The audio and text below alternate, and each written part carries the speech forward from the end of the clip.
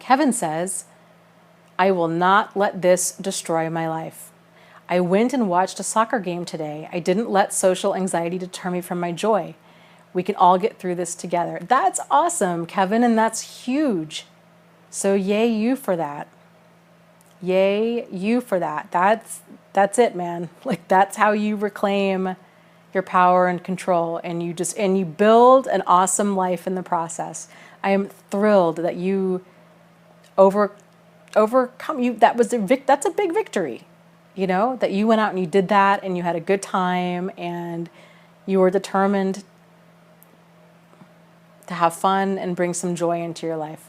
That light of joy and that light of happiness, it crowds out the darkness of all of this. It really, really, really does. It really does. We can have joy in our life and be recovering from trauma. We don't have to wait until we're fully recovered to have joy or happiness. Totally, we can do both. And we can have, you can be experiencing grief and you can still be experiencing joy. I think that's probably a really healthy thing to do, because it helps a person to get out of that quicksand, and to take a step forward, even if that step is for, an hour or 2 hours to go see a movie or a soccer game, or to go out to lunch with a friend, or kind of what have you, to just even watching a sunrise or a sunset, just taking time out for joy. And you could even back that up a little bit and just taking time for gratitude. I did that a lot. That really, I think, helped anchor me tremendously.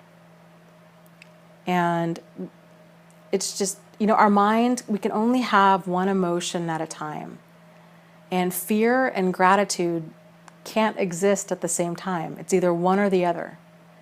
And so when I was going through this, here we had just moved to Michigan. Steve and I just moved to Michigan. I had so much going on. I had no money. I had no job. I knew no one in this town. I had no family here, no friends here. I'm not from here. I'd miscarried. I had a house that was going into foreclosure.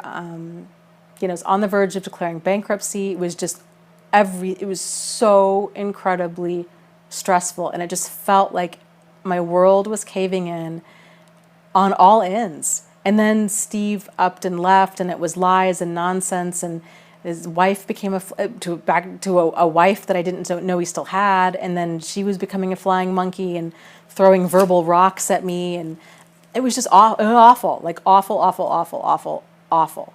And that was part of it. Just deciding,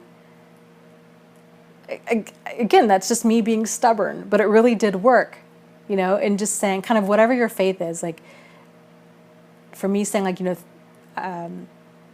even though I don't identify as being Christian or religious per se, I definitely believe in like a higher being. So I just call that higher being God, because it's, a name that I'm familiar with.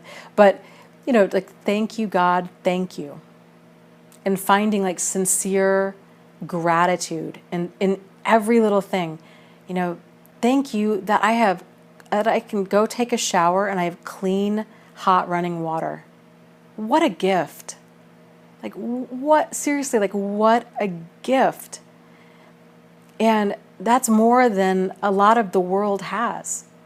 That's more than what royalty had a few hundred years ago. So, like, how fortunate, thankful that I have food in my refrigerator. I'm thankful that I have, that I can experience this sunrise. Thankful and grateful, and you might want to use really really emotionally charged language. Like, I am outrageously grateful and thankful for my dog.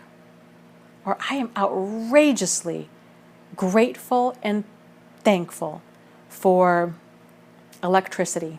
Like, just kind of whatever it might be, and really feel, just let that wash over you, that feeling of gratitude. There is so much that we all take for granted. And again, this is kind of going back, this isn't to minimize what we've gone through, because these things, it doesn't need to be an either or, right? Like, these things happen at the same time. So yes, our trauma, what happened to us, very real, very intense, very legitimate that we feel the way we feel.